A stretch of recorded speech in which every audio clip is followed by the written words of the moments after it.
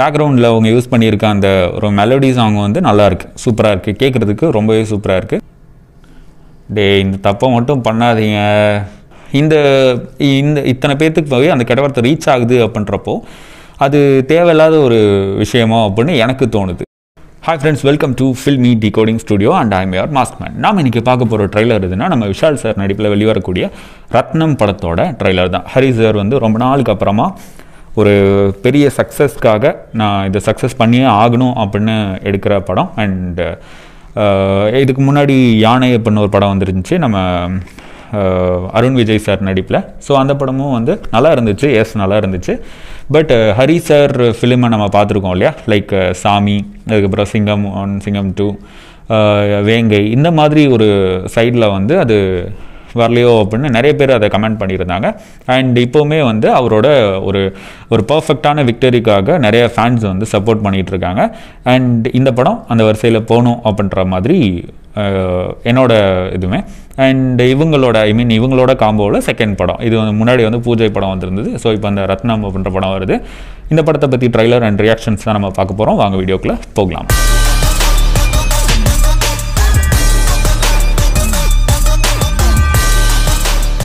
Hello friends, வீடியோக்குள்ளே வந்தாச்சு. First movie credits பார்த்துடலாம், அதுக்கப்புறமா ரியாக்ட் பண்ணிவிட்டு ட்ரெய்லரை பற்றி பேசலாம்.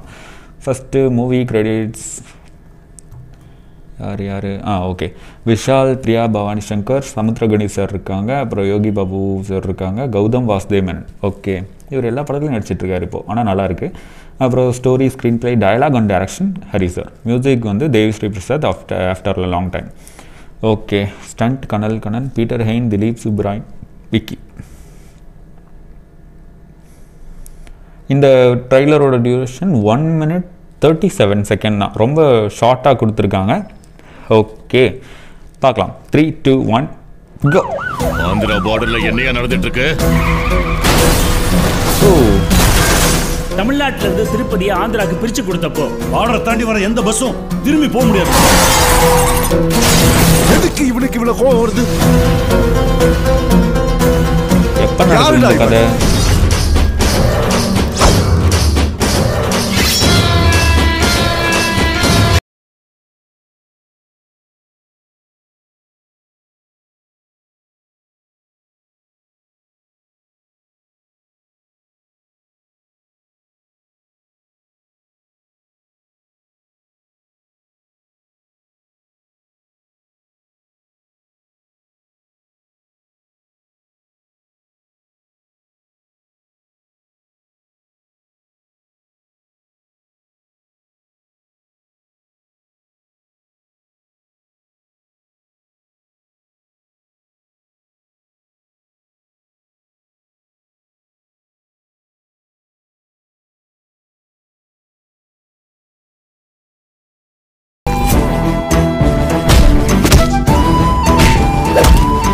யோகி சார் ஃபைட் பண்ணுறாங்க.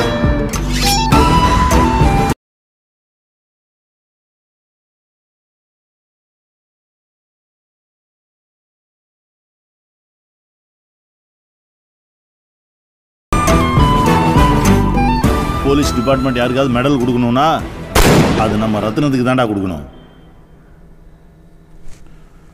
ஓகே, என்ன சொல்லலாம்? ஓகே, எனக்கு தோன்றதை நான் சொல்கிறேன். எனக்கு ட்ரெய்லர் ஒன்றும் அந்தளவுக்கு இம்பேக்ட் ஏற்படுத்தலை. டைலாக் வைஸ் ஓகேவாக இருக்குது. டைலாக் வைஸ் இந்தளவுக்கு எக்ஸ்ட்ரீம் சென்டென்ஸ் போயிருக்க வேணான்னு நினைக்கிறேன். ஓகே, அதான் ஒரு ஆவரேஜ் ட்ரெய்லர் மாதிரி தான் இருக்குது. இது வந்து ஹரி சாரோட ஒரு பேட்டர்ன் ட்ரெய்லர் மாதிரி இல்லை. ஏன்னா அவரோட இது வந்து ரொம்ப ரேஸியாக இருக்கும். படமும் சரி, ட்ரெய்லரும் சரி. அவர் படத்தில் என்ன சொல்ல வரேன் அப்படின்றத ட்ரெய்லரில் ரொம்ப பக்காவாக தெளிவாக சொல்லிட்டு போயிடுவார். அண்ட் ட்ரெய்லர் வந்து அந்தளவுக்கு ஒரு எப்படி சொல்கிறது, ரொம்ப ஸ்டன்னிங்காக இருக்கும் ட்ரெய்லர் பார்க்குறதுக்கு. ஓகேவா, டயலாகும் சரி ரொம்பவே சூப்பராக இருக்கும்.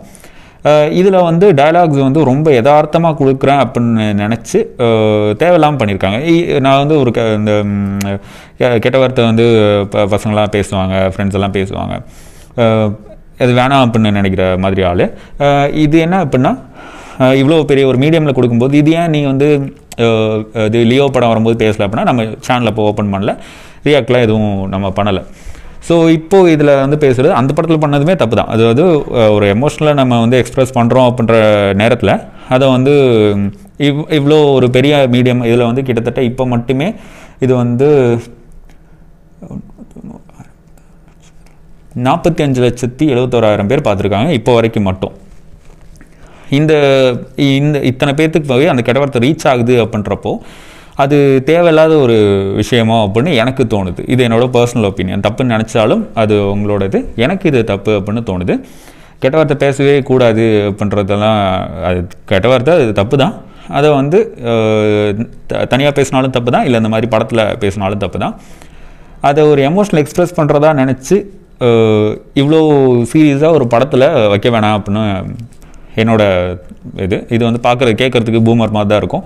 ஆனால் வந்து இதுதான் வந்து ஃபேக்ட். ஏன்னா நம்ம குழந்தைங்களும் செல்ஃபோன் இன்றைக்கி வந்து ரொம்ப அதிகமாக யூஸ் பண்ணிகிட்டு இருக்காங்க. ஸோ அதனால் தவிர்த்துருக்கலாம் அப்படின்றது தான். ஒரு இடத்துல நான் கூட பரவாயில்லன்னு சொல்லலாம், இது 2-3 இடத்துல அப்படியே வந்துக்கிட்டே இருக்குது. எல்லாமே தேவையில்லாத ஒரு வார்த்தைகளாக இருக்குது. அண்டு இது வந்து ஹரிசர் ஃபிலிம்க்கு இது தேவையா அப்படின்னு கேட்டால் கன்ஃபார்மாக கிடையாது. ஏன்னா அவர் எடுக்கிற படத்தெல்லாம் நம்ம பார்த்துருக்கோம். எந்த அளவுக்கு மரியாதை கொடுத்து பேசணும் அப்படின்றது அவரோட படத்தில் ரொம்பவே தெளிவாக தெரியும். அவரோட படத்தில் ஒரு பொண்ணை இழிவுபடுத்துகிற மாதிரி காட்சி இருந்துச்சு அப்படின்னாலும் கூட அதை ரொம்ப ஆப்போசிட்டில் உள்ள ரொம்ப டெக்னிக்கலாக அவர் சூப்பராக வந்து ஹேண்டில் பண்ணியிருப்பார். கொடுத்துருக்க டயலாக்ஸும் சரி, சிங்கம் படத்துலலாம் பாருங்கள், அந்த தியேட்டர் சீனில் அவங்க கொடுத்துருக்க டயலாக்ஸு, சிங்கம் 2 படத்தில், அதுக்கப்புறம் வேங்கை படத்தில், அதாவது ரொம்ப ஹார்ஷாக ஒரு பொண்ணை திட்ட வேண்டிய நிலைமையிலையும் கூட அதை முடிஞ்ச அளவுக்கு வார்த்தையெல்லாம் ரொம்ப கம்மி பண்ணி யாருக்கும் வந்து காது கூசாத அளவுக்கு திட்டுவாங்க. ஓகேவா? ஸோ அந்த மாதிரி இருக்கும். இதில் வந்து ரொம்ப எக்ஸ்ட்ரீமாக போயிருக்காரு. ஏன்னு தெரியல. கதைக்கு முக்கியத்துவம்னா அது டேரக்டர் கையில் தான். ஆனால் அதுக்கு இந்த மாதிரி வார்த்தையை யூஸ் பண்ணணும் அப்படின்றதும் கிடையாது. அதுவும் டேரக்டருக்கு தெரியும். ஓகே ஃபைன், நம்ம அதை விட்டுறலாம். ஸோ அதை பற்றி பேசி ஒரு பிரயோஜனமும் இல்லை. ஏன்னா வந்துருச்சு, ஆல்ரெடி இத்தனை பேர் பார்த்துட்டாங்க, இனிமேலும் பார்க்க தான் போகிறாங்க. ஸோ எதுவும் இல்லை. அண்ட் ட்ரெய்லர் பொறுத்த வரைக்கும் விஷால் சார் ரொம்பவே சூப்பராக பண்ணியிருக்காரு. அண்ட் அவரோட அந்த ஆக்ஷன்ஸ் வந்து நம்ம சொல்லவே வேணாம். அவர் அத்தனைக்கும் ரொம்ப ஸ்டண்ட் சீக்வன்ஸ்க்காக மட்டுமே அதிகமாக ஒர்க் அவுட் பண்ணுறாரு. ஸோ ரொம்பவே சூப்பராக இருக்குது. வேறு யாரை பற்றியும் பெருசாலாம் காணிக்கல. பிரியா பவனேஸ்வரன் மேம் வந்து எப்படி யானை படத்தில் நம்ம பார்த்தோம் இல்லையா? ஸோ யானை படமா? ஆமாம், எஸ், யானைன்னு நான் நினைக்கிறேன். அந்த படத்தில் பார்த்த மாதிரி உள்ள அதே ஒரு கெட்டப்பில் தான் இருக்காங்க. இது எந்த மாதிரி கதை பண்ணுறதும் வந்து பெருசாக தெரியல. ரிவீல்லாம் எதுவுமே பண்ணலை. மேபி செகண்ட் ட்ரெய்லர் எப்பயாச்சும் வர மாதிரி இருந்துச்சுன்னா ரிவீல் பண்ணுவாங்கன்னு நினைக்கிறேன். இதுவும் அரண்மனை படமும் சேர்ந்து வருது, பார்க்கலாம். அதுக்கப்புறம் நம்ம தேவி ஸ்ரீ பிரசாத் சார் ரொம்ப நாளுக்கு அப்புறமா வந்திருக்காங்க. மியூசிக் வந்து ரொம்ப ரேசியாக இருக்குது. அண்ட் பேக்ரவுண்டில் அவங்க யூஸ் பண்ணியிருக்க அந்த ஒரு மெலோடி சாங் வந்து நல்லாயிருக்கு, சூப்பராக இருக்குது, கேட்குறதுக்கு ரொம்பவே சூப்பராக இருக்குது.